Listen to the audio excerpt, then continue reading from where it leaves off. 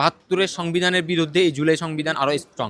দেখেন, আমরা হচ্ছে সাধারণ আইন সমাজ জুলাই গণঅভ্যুত্থান সেলের সদস্যরা এবং আমি নিজেও, বিশেষ করে আমি সম্পাদক হিসেবে আছি। আমরা জুলাই জাদুঘরের শতাধিকের উপর শহীদের জিনিসপত্র, শেষ স্মৃতি, রক্তমাখা জামা থেকে শুরু করে অনেক কিছু, ১০০-এর উপর শহীদের আমরা জাদুঘরে নিয়ে এসেছিলাম। এটা আমরা অন্তর্বর্তীকালীন সরকারের সময় সংস্কৃতি মন্ত্রণালয়ের আন্ডারে এই কাজটা করেছিলাম। মানে খুব ন্যূনতম টাকার বিনিময়ে, মানে এটার জন্য আমরা অনেক টাকা পাইছি, এমন আমাদেরকে জাস্ট গাড়ি ভাড়াটা দেওয়া হয়েছে। তো এই কাজটা করার পরে আমরা অন্তর্বর্তীকালীন সরকারের সময়ই দেখলাম জিনিসটা হচ্ছে একদম স্পষ্টভাবেই প্রস্তুত হয়ে গেছে জাদুঘর। কিন্তু বিএনপি সরকার আসার পরে তারা প্রস্তুতকৃত জিনিসটাকে খুলতে দিচ্ছে না। মানে সাধারণ মানুষ যে গিয়ে সেখানে দেখবে জাদুঘরে কি আছে, শহীদদের জিনিস এবং পুরা জুলাইটা এবং পুরা ফেসিবাদী আমলের পুরা যে গণহত্যা, যে জুলুম, আয়নাঘর, এগুলো সবগুলো সেখানে আছে, সেগুলো দেখবে, তারা এটা দেখতে দিতে চাচ্ছে না। তো আমরা এটার বিরুদ্ধে আজকে সংবাদ সম্মেলন করলাম যে আমরা সরকারকে বলতে চাই, আপনাদের সংস্কৃতি মন্ত্রণালয়ের আন্ডারে যে সচিব রয়েছে আলাউদ্দিন, এই আলাউদ্দিনের নামে 3টা গণহত্যার মামলা রয়েছে। যাত্রাবাড়ি থানায়, এরপরে মিরপুর মডেল থানায়, এরপর হচ্ছে এয়ারপোর্ট থানায়। এই 3টা মামলার মধ্যে একটার মধ্যে তাকে যুবলীগের সন্ত্রাসী হিসেবে আখ্যায়িত করা হয়েছে।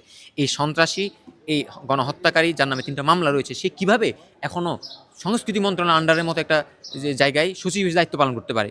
অবশ্যই তার পিছনে বিশাল একটা ষড়যন্ত্র আছে এবং এই আলাউদ্দিনই এই সংস্কৃতি মন্ত্রণালয়কে পুরো চালাচ্ছে, মন্ত্রীদেরকেও চালাচ্ছে এবং হচ্ছে এই জাদুঘরটা খুলতে দিচ্ছে না। কারণ এই জাদুঘর খুললে তো আওয়ামী লীগের আমলের সব কিছু প্রকাশ হয়ে যাবে। মিডিয়াতে আবার কতটুকু আছে? জাদুঘরে এমন এমন ইফেক্টিভ জুলুমের বিরুদ্ধে এমন এমন সিম্বল রয়েছে যেগুলো মানুষ দেখলে আওয়ামী লীগকে আর জীবনও বাংলাদেশ চাইবে না। তো এটা ঠেকাতেই এই আলাউদ্দিনদের বিশাল একটা এজেন্ডা কাজ করতেছে। এটার বিরুদ্ধে আমরা স্পষ্ট সরকারকে দাবি জানিয়েছি, 14 এপ্রিলের মধ্যে আপনারা এই জাদুঘর খুলবেন, না হয় আমরা শহীদ পরিবারদেরকে নিয়ে সেখানে অবস্থান কর্মসূচি দিতে বাধ্য হব। দেখেন, জুলাই সংবিধান আর বাংলাদেশের সংবিধান তো আর আকাশ থেকে নাজিলকৃত কোনো কিছু না। হ্যাঁ, আর জুলাই সংবিধানও বাইরের দেশ থেকে আনা কিছু না। দুটোটাই বাংলাদেশের জনগণের, বাংলাদেশ জনগণই রায় দিয়েছে।